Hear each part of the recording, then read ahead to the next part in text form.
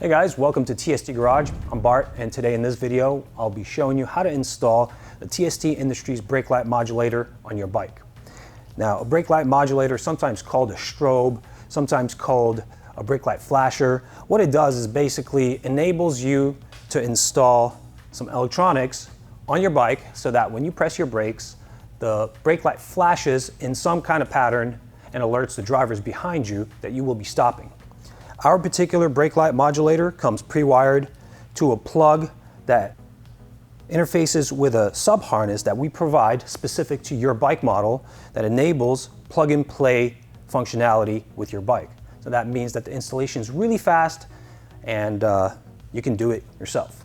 Now, the electronics inside, we do have the ability for you to program this unit to 3 different functions and then subsequently adjust the rate of the effect to your liking.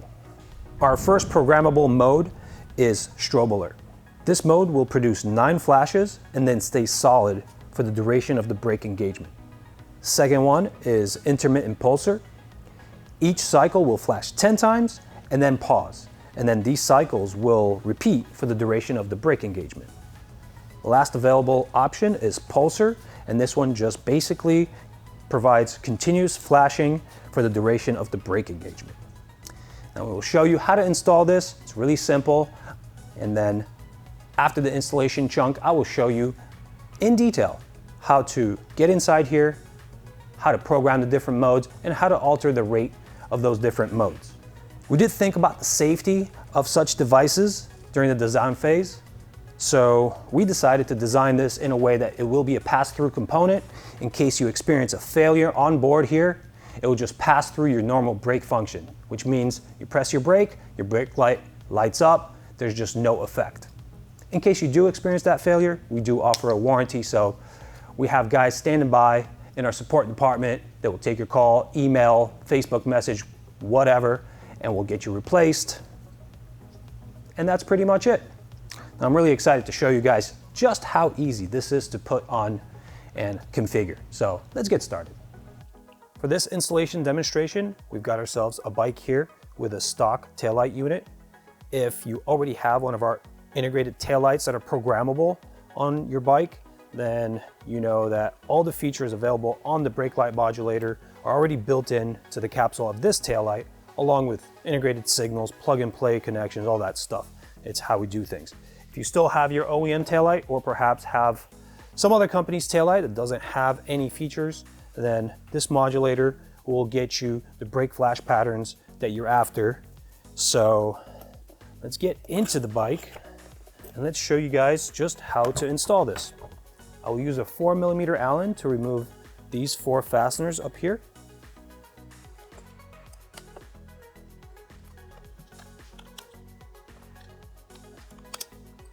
These fasteners do have shoulder washers that interface with the plastic, so please take note of their configuration.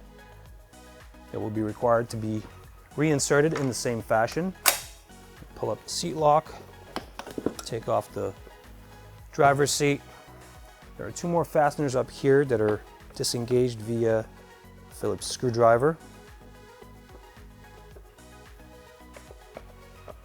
And now we'll be able to pull back on this tail fairing and disengage its locking features. There's only one good way to do this, and that's with patience. They have a number of interference locks in between the top tail section and the bottom tail section. They will come apart if you're patient. As you can see here, we have locks that have to slide in and forward to lock, backwards to unlock. Our brake light modulators are shipped with vehicle-specific sub-harnesses. We'll just assemble the main 4-conductor plug here. So you can see here we have just OEM style plugs that will plug in series with your taillight and harness. So we'll have to find this plug here. It does have a lock that I will press to withdraw. Here's the lock. Press it down, comes right out.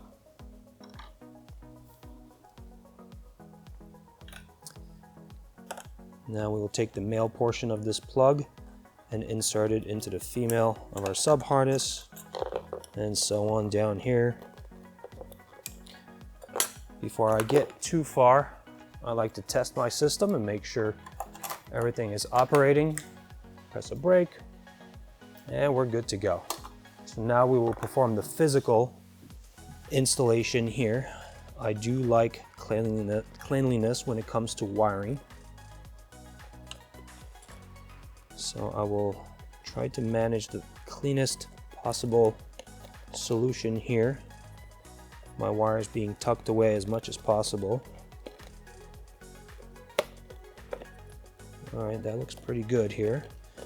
I've managed the bulk pretty well. Also have to make sure not to strain any of the wires. So don't pull beyond where the wires can stretch to. All right, one important note, you want the grommet to be facing down or on an angle towards the front and down. And then we will use the supplied wire ties to get our modulator fixed in place. We do have this nifty channel built into the housing here that is for the purpose of getting a wire tie around it. That looks pretty good. We just have to make sure that we'll have this wiring bunch here competing for space here and prying the tail assembly away from the top. Grab my tail section, upper tail, and get it in place just to verify that I didn't distort that shape down there. Again, it takes patience to get this assembled properly. All right, everything looks great. Now I can proceed to the reassembly of the fastener components.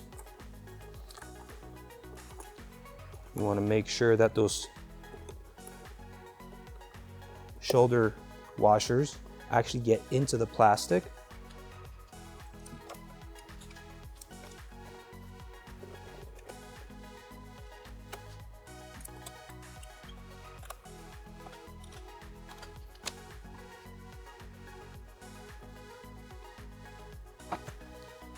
Then you can replace your seats, and installation's complete.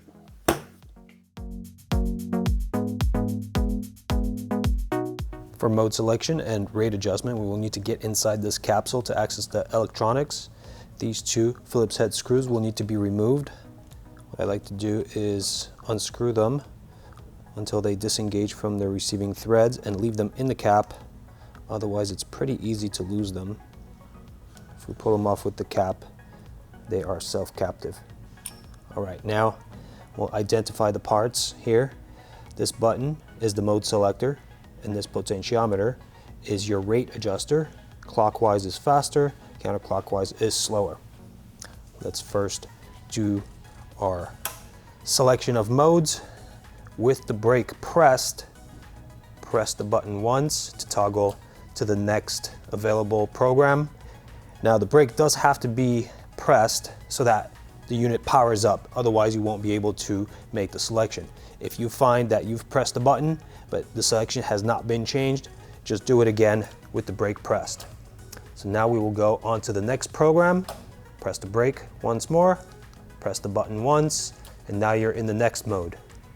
Now we've switched twice, so pressing it one more time will return to the original mode that your unit arrived in. Now for rate adjustment, we'll be using the potentiometer.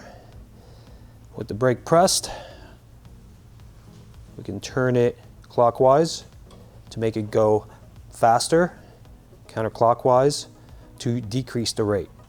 Now in brake alert, you will only have 9 flashes to make your adjustment, and then it'll stay solid. This one doesn't actually lend itself to really fast flashing at the top of the range. Bottom of the range is unusable, so I like to set it somewhere towards 3/4 to maybe 80% clockwise, and that does it for me. Now if we change to the next one, this one is the pulsar, and this one just keeps on flashing, so I like to have it going pretty fast here. Choice is really up to you. If you want to explore the next mode, we have the intermittent pulsar. This one to me belongs somewhere close to the top of the range, makes it the most visible. But again, freedom means choice. The decision is ultimately up to you.